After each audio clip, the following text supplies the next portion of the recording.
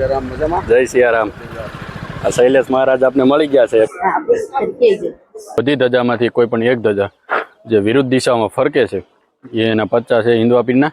ખૂબ જ સરસ મજાનું આ ગેટનું પણ આયોજન કરેલું છે। મોટી ગાડી હોય કે ગમે તે વાહન હોય એની પાર્કિંગ વ્યવસ્થા અહીં તમે પાછળ જોઈ શકો છો। હર હર મહાદેવ દોસ્તો, આપણે આવી ચૂક્યા છીએ અત્યારે એક એવી જગ્યાએ ત્યાં અષાઢી બીજનો મેળો ખૂબ જ મોટા પ્રમાણમાં ઉજવાય છે। તો આગળ કેવી કેવી તૈયારી થઈ છે અંદર એ પણ આપણે બતાવવાના છીએ આગળ વિડીયોમાં। અને એનું નામ છે જ્યાં આ મેળો ઉજવાય છે ભવ્યથી ભવ્ય, એ છે પરબધામ। અને કરશનદાસ બાપુના સાનિધ્યમાં આ બધું આયોજન થાય છે। અને 15/7/2026ના રોજ આ મેળો છે। અને તો ચાલો આગળ અંદર વિડીયોમાં બતાવું કે કેટલું અંદર તૈયારી થઈ છે। તો ચાલો આગળ વિડીયોમાં બન્યા રહેજો।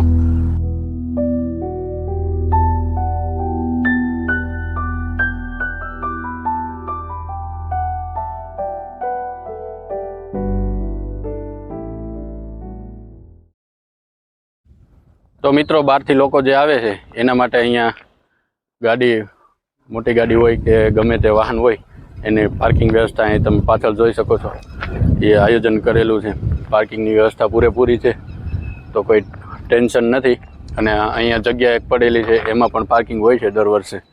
અને આ બાજુ પણ એન્ટ્રી ગેટ એક આપેલો છે, ત્યાં પણ સરસ મજાનું બધું ગોઠવેલું છે જે તમે વિડીયોમાં જોઈ શકો છો। વિડીયોમાં નવા આવ્યા હોય તમે તો ચેનલને સબસ્ક્રાઈબ કરી દેજો અને વિડીયોને લાઈક આપી શેર કરી દેજો। તો ચાલો આગળ વિડીયો।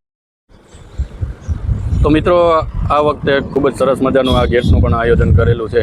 દર વખતે તો આવું નથી હોતું, તો આ વખતે જ બધું સારું આવું સેટઅપ કરેલું છે। કેમ છો દાદા? જય સિયારામ। આ શૈલેષ મહારાજ આપને મળી ગયા છે, કલાકાર છે, ખૂબ જ મોટું નામ છે। અને અત્યારે આ પરબધામ ખાતે આપને મળી ગયા છે। દાદા, હું તમારી હનુમાન ચાલીસા ડેઈલી જોઉં છું। અહીંયા વિસાવદર તાલુકાનું કાનાવડલા। ચાલો, હા, સત્ય બસ।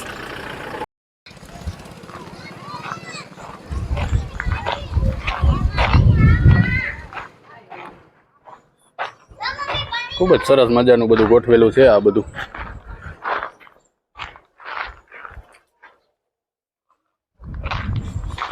દર વખતે આવું ડેકોરેશન નથી હોતું, આ વખતે જ આ ડેકોરેશન ગોઠવેલું છે।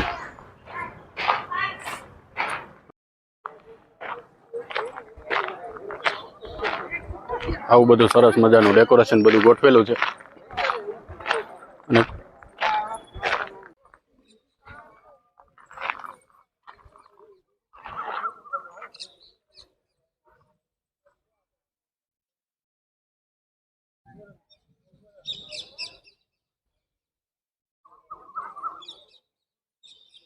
આ ટાઈપ બધું ડેકોરેશન ગોઠવેલું છે। અને અંદર પણ હજુ ડેકોરેશનનું કામ ચાલુ છે।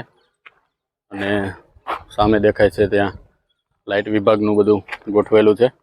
અને આ તમને ઉપર દેખાય છે જે સામેવાળી ગ્રીલ, ત્યાં કરશનદાસ બાપુનું રહેઠાણ છે। અને અત્યારે અહીંયા સનાતનદાસ બાપુ છે જે બધું કંઈક આયોજન અંદર કરે છે, અત્યારે અહીંયા અંદર છે। અને આ ટાઈપ બધું ડેકોરેશન ગોઠવેલું છે। એમ કહેવાય ને કે બહુ મસ્ત બધું ગોઠવેલું છે।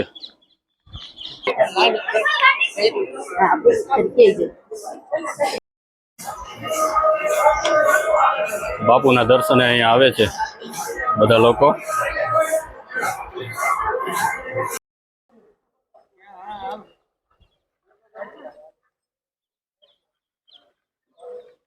આ બાજુમાં હિન્દવા પીરનું મંદિર છે, તેમાં હજુ પણ આજની તારીખમાં પણ પરચાઓ આપે છે। જ્યારે આરતીનો ટાઈમ હોય અને આરતીના ટાઈમે કોઈ પણ 2 મિનિટમાં જે ઉપરની તમે ધજાઓ જોવો છો એ ધજામાં, બધી ધજામાંથી કોઈ પણ એક ધજા જે વિરુદ્ધ દિશામાં ફરકે છે એના પચ્ચા છે હિન્દવા પીરના। તો આવો બધા સાથે મળી મેળાની મોજ માણીએ। આરતીનો ટાઈમ હોય ત્યારે આ બોર્ડર મારેલી છે જે દોરીની, તેની પાછળ જ બેસવાનું હોય છે। કોઈને અડચણ ના થાય એ માટે અત્યારે પણ ભાવિ ભક્તો બધા આવે છે દર્શન કરવા માટે.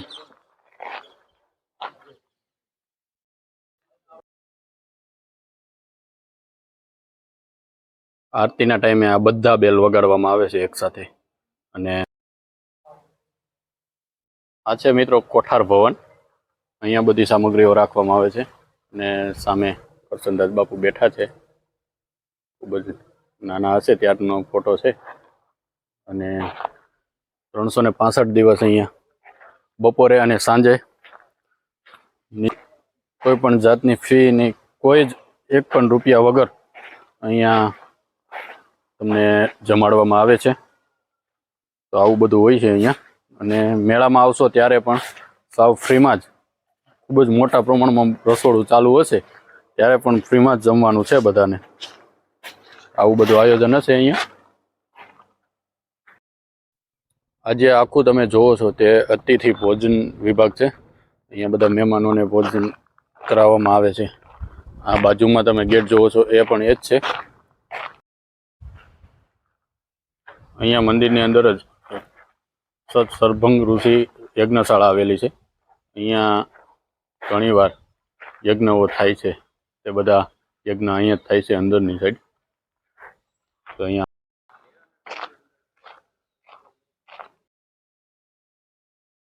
આ છે પરબધામનું આરામ ગૃહ. આ ખૂબ જ મોટી જગ્યામાં બનાવેલું છે. અને અત્યારે અષાઢી બીજનો કાર્યક્રમ હોય છે ત્યારે તો કદાચ મારા ખ્યાલ મુજબ તો નહીં જ મળતા હોય રૂમ. કેમ કે આ બધું અત્યારથી જ આ એડવાન્સમાં આયોજન હોય ત્યારે જ આ બધું અપાઈ ગયેલું હોય છે. આવું બધું છે મિત્રો. અષાઢી બીજમાં લાખો લોકો આવે છે. તેનું જમવાનું આની અંદર બનાવવામાં આવે છે. એ હું તમને બહારથી બતાવી દઉં. અંદર કદાચ જવા દેતા હોય કે ના જવા દેતા હોય.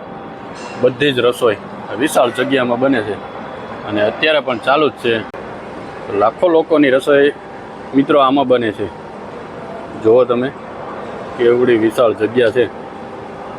તમે કલ્પના પણ ના કરી શકો કે આ બધું ક્યાં થતું હશે. પણ હું તમને બતાવી દઉં છું કે તમે લોકો જે જમો છો એ બધું આમાં જ બને છે. મિત્રો આપને એમ થાય છે કે આટલા બધા લોકો અહીંયા આવે છે ને જમતા કઈ રીતના હશે. પણ જરાક પણ ટ્રાફિક નથી થતું એવું આયોજન હોય છે આ બધું. અને આ જેટલા અવાડા તમે જોવો છો ને એ બધા વાસણ સફાઈ માટે રાખેલા છે. અહીંયા આટલા જ નથી, આટલા અવાડા છે ને સામે હું તમને બીજા બતાવું છું. એટલા તો ઓનલી વાસણ અને ડીશ બધું સાફ કરવા માટે જ રાખેલા છે. આ પૂરી સામે દિવાલ સુધી લાઈન છે આખી. તો આમાં તો લોકો એક સાથે લાખો માણસો જમી લે ને એવડી જગ્યા છે. અહીંયા સામે પણ કાઉન્ટર ટેબલ બીજા ગોઠવેલા છે. આ બધી જ જગ્યાએ ગોઠવેલા છે. આવું બધું આયોજન હોય છે. અને આવું આયોજન હોય મિત્રો તો એની પાછળ કોઈ કારણ તો હોય જ, કોઈ સત તો હોય જ. તો દેવીદાસ બાપુ છે અને અમરમાં છે એના સતના આધારે જ આ બધું થતું હોય. નહીંતર તો 4-4, 5-5 લાખ લોકો અહીંયા જમવા આવે. કોઈ વસ્તુનો બગાડ થતો નથી અને કોઈ પણ વસ્તુ ઘટતી નથી ક્યારેય. એ બધું સતના આધારે ચાલતું હોય છે. તો તમે કલ્પના પણ ના કરી શકો એવું ખૂબ જ વિશાળ આયોજન અહીંયા થાય છે. એ કોઈ દિવસ મને નથી લાગતું કે એમને થતું હોય. એટલે આવું બધું છે અહીંયા. ટોટલ હું તમને અવાડા કહેતો તો એ ટોટલ છે 29. આટલા તો ઓનલી વાસણ સાફ સફાઈ માટેના છે. તો તમે વિચાર કરો માણસો કેટલું આવતું હશે અહીંયા.